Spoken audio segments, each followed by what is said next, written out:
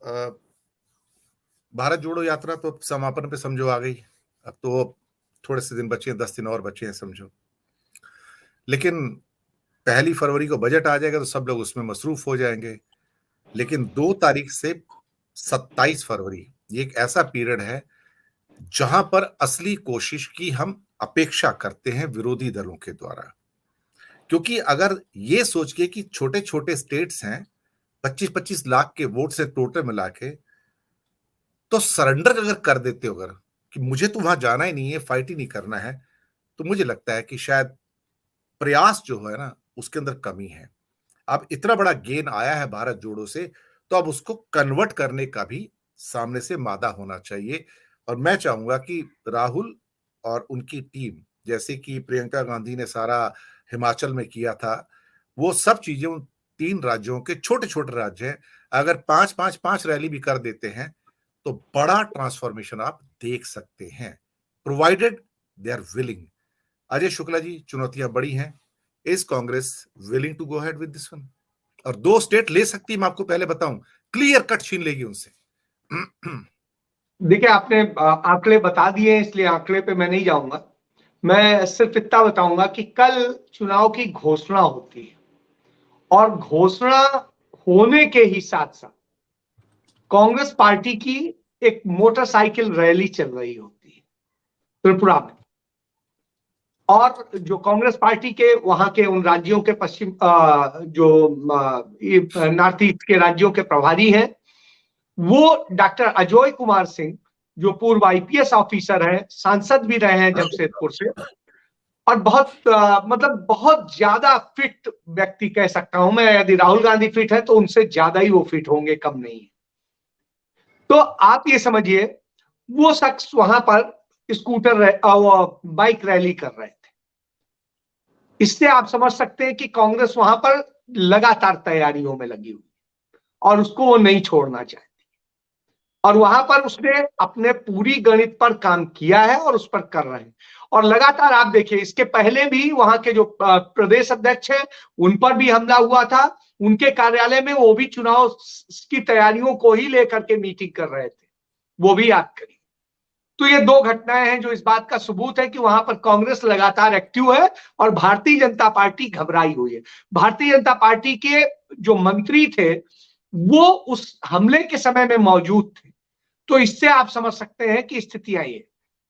रही बात राहुल गांधी की, एक बड़ा अच्छा डेटा जो मैंने बताया था आपको कि त्रिपुरा के अंदर कांग्रेस और सीपीएम का गठजोड़ है जी, और सीपीएम के वोट बीजेपी से 43% के मुकाबले 44% थे, जबकि सीटों में 16 और 35 का फर्क था। आप सोचिए कि सीपीएम का जो वोट बैंक है इंटैक्ट था, वहां पे वो इरोड नहीं हुआ था सर, वहां पे त्रिपुरा के अंदर।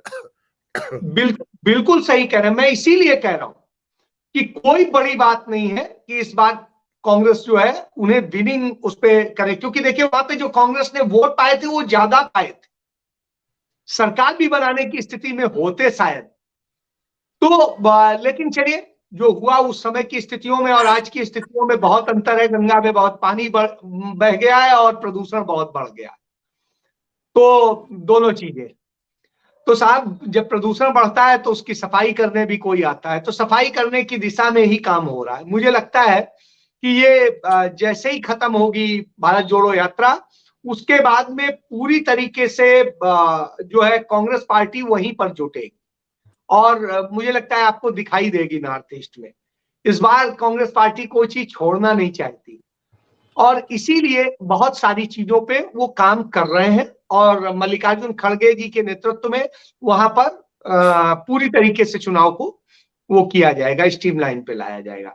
और जहां पर भी गांधी परिवार के सदस्यों की जरूरत होगी, मुझे लगता है वो भी बिल्कुल, क्योंकि अब वो स्फूर्ति के साथ जाएंगे, उन्हें कोई वो नहीं रहेगा। जब इधर चुनाव हो रहे थे उस दौरान तो राहुल गांधी चल रहे थे और राहुल गांधी चूंकि अपनी यात्रा छोड़ने को तैयार नहीं थे, इसलिए स्थितियां दूसरी थी। लेकिन ठीक ही है, उससे बड़ा संदेश जाता है।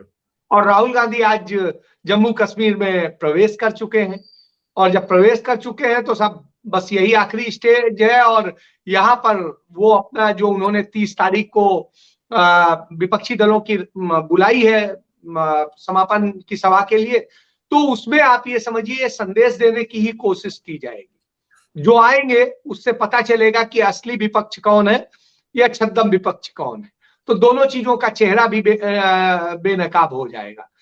तो इसलिए अब मुझे लगता है कि नॉर्थ ईस्ट के इन तीनों राज्यों में एक बेहतर गणित सामने आने वाला है। और भारतीय जनता पार्टी के इतने दिन की सरकार में लोगों ने देख लिया है, गुंडई देख ली है। त्रिपुरा ही वो राज्य था, आप याद करिए, जो भारतीय जनता पार्टी का प्रदेश उपाध्यक्ष वेश्यावृत्ति का धंधा करा रहा था, ऑर्गेनाइज तरीके से करा रहा था, और उसके फार्म से सारी बरामदगी हुई, वो हुई, सारी चीजें सामने।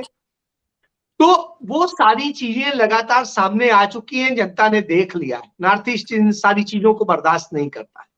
इसके बाद में दूसरा आपने नागालैंड में देखा है, जिस तरीके से उन्होंने भारत विरोधी स्वरों को सहायता की है और जिस तरीके से मदद की है, वो देश के लिए बहुत घातक है। वो भी हमने देख लिया है।